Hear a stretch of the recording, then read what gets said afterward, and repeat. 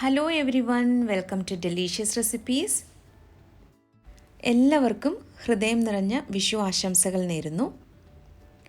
ഇപ്പോഴത്തെ ഈ സാഹചര്യത്തിൽ വലിയ ആഘോഷങ്ങളൊന്നുമില്ല. അപ്പോൾ എല്ലാവരും സുരക്ഷിതരായിട്ടിരിക്കുക. വളരെ എളുപ്പത്തിൽ തയ്യാറാക്കാൻ പറ്റിയ അവൽ പായസമാണ് ഇന്നത്തെ നമ്മുടെ റെസിപ്പി. അപ്പോൾ അതിനു വേണ്ടി ആദ്യം നമുക്ക് കുറച്ച് കാഷ്യൂ നട്ട്സും ഉണക്കമുന്തിരിയും ഒന്ന് നെയ്യിൽ വറുത്തെടുക്കണം. ഞാനിവിടെ 8 കാഷ്യൂ നട്ട്സാണ് എടുത്തിരിക്കുന്നത്. നെയ്യ് ചൂടായി വന്നപ്പോൾ അതിലേക്ക് കാഷ്യൂ നട്ട്സ് ഇട്ട് കൊടുക്കാം.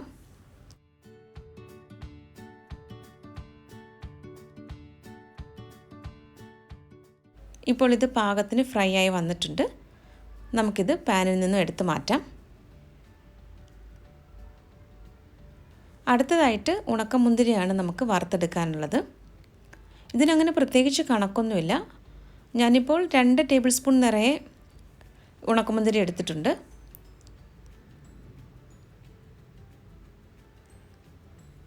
ഇതിപ്പോൾ പാകത്തിന് വറുത്തെടുത്തിട്ടുണ്ട്. ഇത് നമുക്ക് പാനിൽ നിന്ന് മാറ്റാം. അടുത്തതായിട്ട് ഇതേ പാനിൽ തന്നെയാണ് അവൽ വറുത്തെടുക്കുന്നത്. 1 കപ്പ് അവലാണ് എടുത്തത്. 1 കപ്പ് എന്ന് പറയുന്നത് 250 ml ആണ്. ഇനി ഇത് നല്ലതുപോലെ ഒന്ന് വറുത്തെടുക്കാം.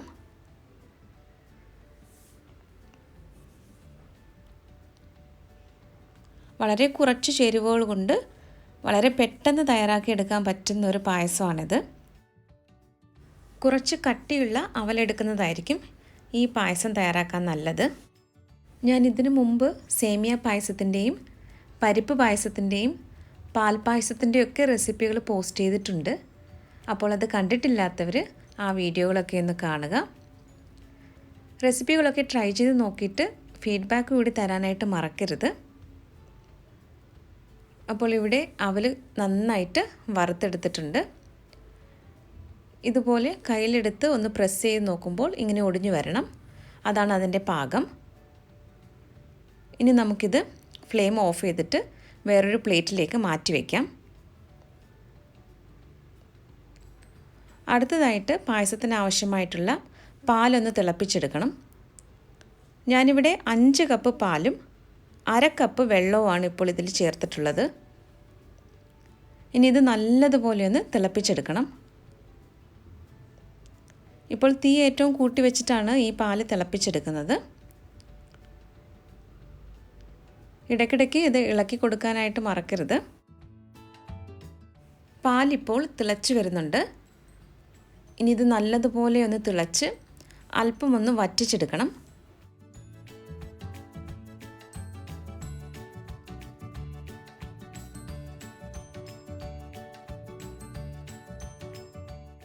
പാലിപ്പോൾ കുറച്ചൊന്ന് വറ്റി വന്നിട്ടുണ്ട്. ഇനി നമുക്കിതിലേക്ക് വറുത്ത് വെച്ചിരുന്ന അവൽ ചേർത്ത് കൊടുക്കാം.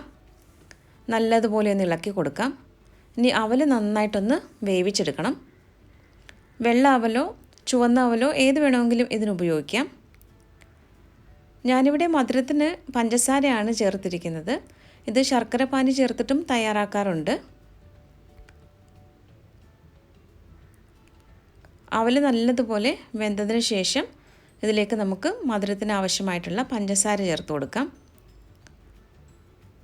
ഞാനിപ്പോൾ 10 ടേബിൾ സ്പൂൺ പഞ്ചസാരയാണ് ആദ്യം ചേർക്കുന്നത്. പിന്നീട് ആവശ്യമുണ്ടെങ്കിൽ ചേർത്ത് കൊടുത്താൽ മതിയാകും.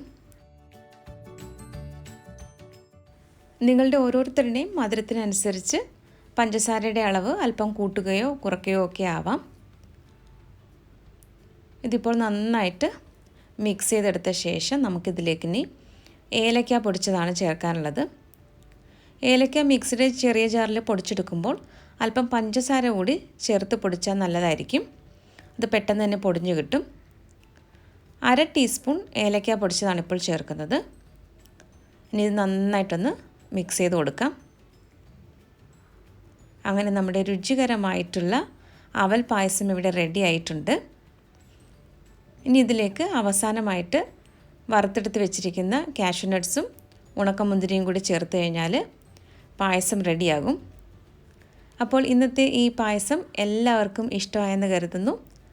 റെസിപ്പി ഇഷ്ടമായാൽ ഡെലിഷ്യസ് റെസിപ്പീസ് ചാനൽ കൂടി ഒന്ന് സബ്സ്ക്രൈബ് ചെയ്യണം. അപ്പോൾ മറ്റൊരു നല്ല റെസിപ്പിയുമായിട്ട് വീണ്ടും വരാം. താങ്ക്